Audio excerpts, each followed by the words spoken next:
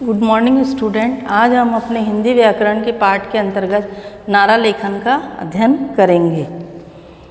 नारा जो होता है वो राजनीतिक, वाणिज्यिक, धार्मिक और अन्य संदर्भों में किसी भी विचार या उद्देश्य को बार बार अभिव्यक्त करने के लिए प्रयुक्त एक आदर्श यादगार वाक्य के रूप में प्रयुक्त होता है। और यह आदर्श वाक्य या सूक्ति के आधार पर हम अपनी कही गई बात को, उद्देश्य को बार बार अभिव्यक्त कर सकते हैं। तो नारा राजनीतिक, वाणिज्यिक, धार्मिक और अन्य संदर्भों में किसी विचार या उद्देश्य को बार बार अभिव्यक्त करने के लिए प्रयुक्त एक यादगार आदर्श वाक्य या सूक्ति है। लिखित और दृश्य से लेकर अलापे और असभ्य तक नारों में विविधता हो सकती है। स्लोगन को हिंदी में नारा भी कहा जाता है। नारा लेखन, इसको स्लोगन भी कहते हैं। तो यहाँ पर हम इसकी परिभाषा देखेंगे कि नारा राजनैतिक, वाणिज्यिक,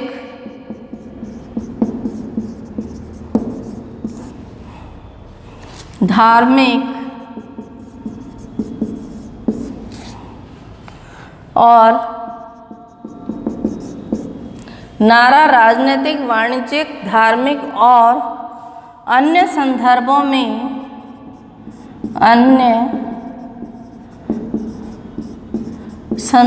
में किसी विचार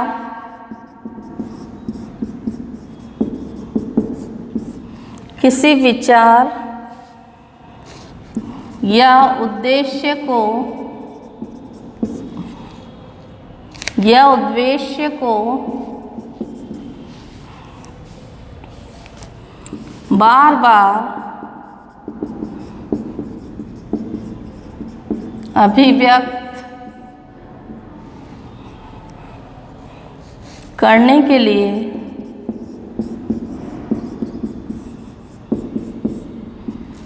बार अभिव्यक्त करने के लिए प्रयुक्त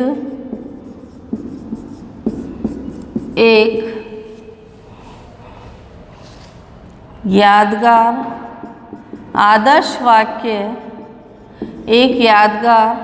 आदर्श वाक्य या सूक्ति है। तो नारा राजनीतिक, वाणिज्यिक, धार्मिक और अन्य संदर्भों में किसी विचार या उद्देश्य को बार बार अभिव्यक्त करने के लिए प्रयुक्त एक यादगार आदर्श वाक्य या सूक्ति है। अब देखिए,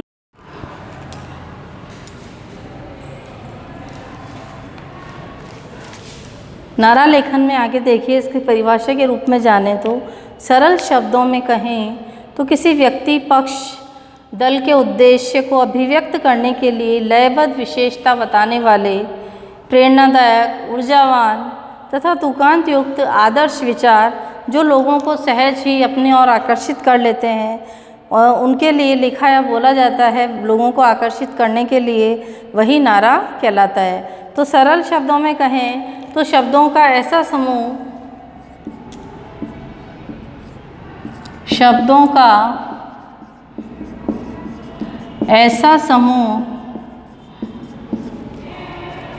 जो लोगों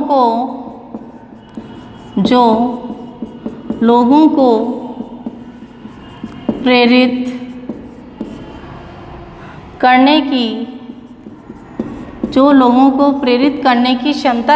प्रेरित करने की क्षमता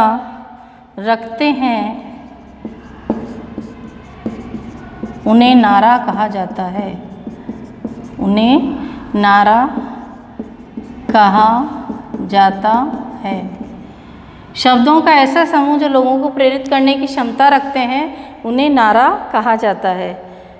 हमारे देश में आज़ादी के वक्त भी बहुत से नारे प्रचलित हुए थे जिन्होंने जनमानस पर बहुत ही गहरा प्रभाव डाला था। जैसे करो या मारो, वंदे मातरम, तुम मुझे खून दो मैं तुम्हें आज़ादी दूंगा। इन नारों में इनके शब्दों के पीछे स्वतंत्रता आंदोलन का पूरा इतिहास ही छिपा हुआ है।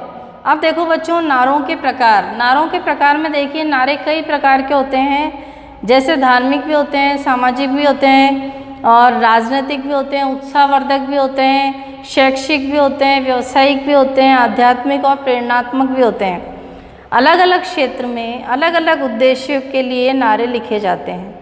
सबसे महत्वपूर्ण बिंदु ये है कि जो नारा है ऐसा होना चाहिए कि वो सीधे लोगों के दिल में उतर जाए। दूसरा इसका मुख्य बिंदु ये होगा कि नारा संक्षिप्त होना चाहिए और प्रभावशाली होना चाहिए। तीसरा, स्लोगन या नारा जो है बहुत ही संक्षिप्त प्रभावशाली होने के साथ साथ ही गंभीर अर्थ लिए हुए भी होना चाहिए। नारे की सीमा 10 या 12 शब्दों की होनी चाहिए। पर्यायवाची शब्द का प्रयोग भी इसमें किया जा सकता है। तो महत्वपूर्ण बिंदु में देखेंगे अपन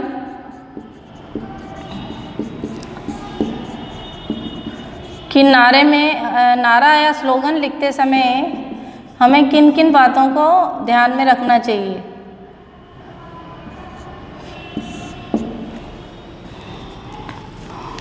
सबसे पहले तो है कि नारा ऐसा होना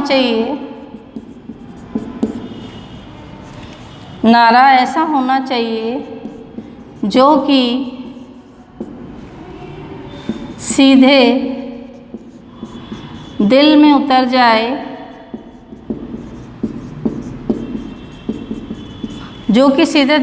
जाए, दूसरा, संक्षिप्त होना चाहिए, प्रभावशाली होना चाहिए।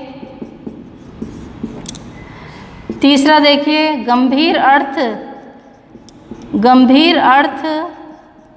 को प्रकट करने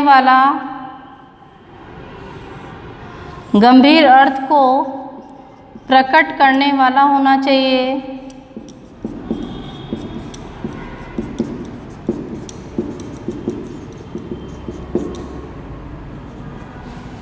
और इसमें हम पर्यायवाची नारा या स्लोगन लिखते समय हम पर्यायवाची शब्द का भी प्रयोग कर सकते हैं।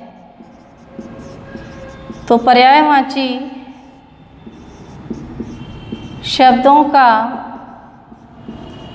प्रयोग भी इसमें किया जा सकता है। तो देखिए, शब्दों का ऐसा समूह जो लोगों को प्रेरित करने की क्षमता रखते हैं उन्हें नारा कहा जाता है। इसके महत्वपूर्ण बिंदु ये है कि नारा ऐसा होना चाहिए जो कि सीधे दिल में उतर जाए, संक्षिप्त प्रभावशाली होना चाहिए, गंभीर अर्थ को प्रकट करने वाला होना चाहिए, पर्यायवाची शब्दों का प्रयोग भी होना चाहिए। इसके साथ साथ जो शब्द सीमा है उसकी जो 10 या 12 शब्दों के साथ या 1 या 2 पंक्ति में होना चाहिए। 10 या 12 शब्दों के साथ या 1 या 2 पंक्तिबद्ध होना चाहिए,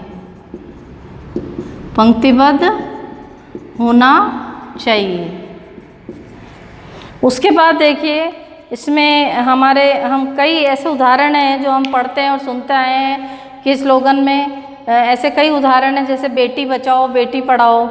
मैं आपको इसके कुछ उदाहरण बता रही हूँ।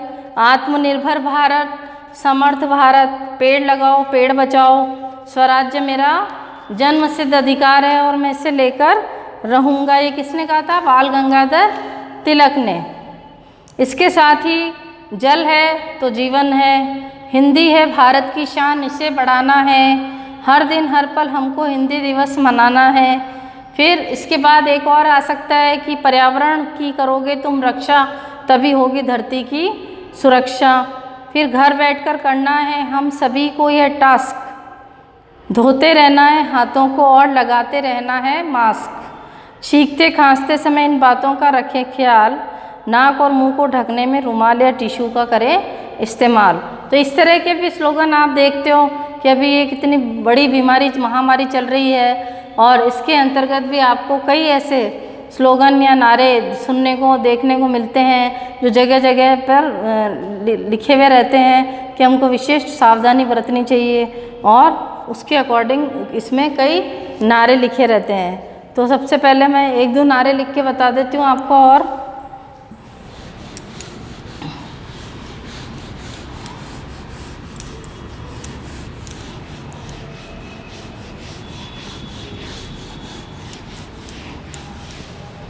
तो देखिए,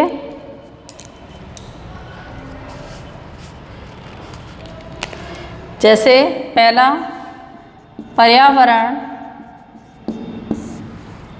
पर्यावरण की करोगे तुम रक्षा, पर्यावरण की करोगे तुम रक्षा,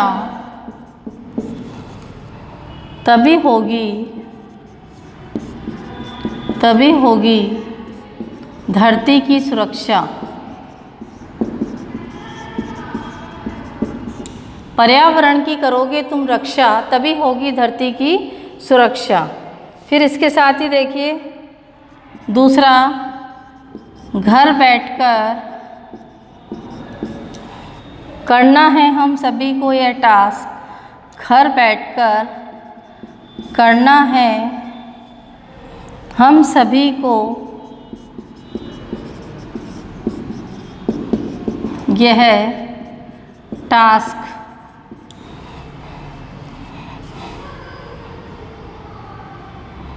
धोते रहना है हाथ, धोते रहना है हाथ, धोते रहना है हाथों को, और लगाए रहना है मास्क, और लगाए रहना है मास्क। तो इस प्रकार से बच्चों